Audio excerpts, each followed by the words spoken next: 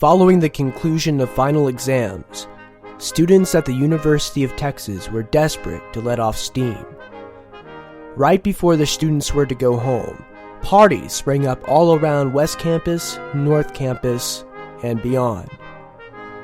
Among these celebrations was one just a few blocks north of campus that would become legendary for its intensity and destructive power: Julia's Christmas Extravaganza.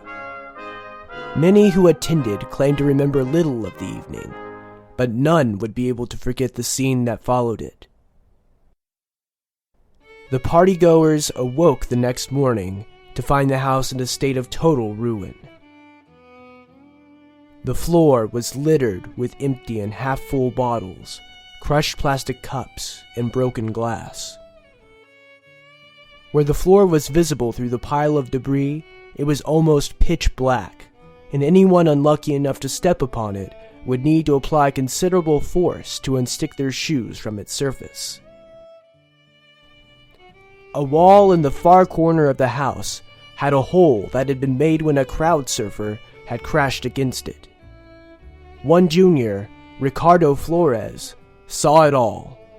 He was among the first to rise in the morning and vividly described the sight around him in his journal.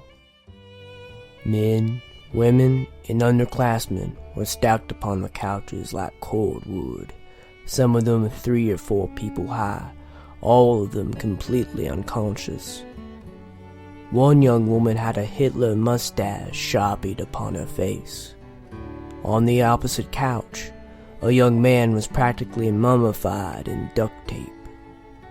All of their clothes were in tatters and stained a deep crimson by the punch they had spilt upon themselves.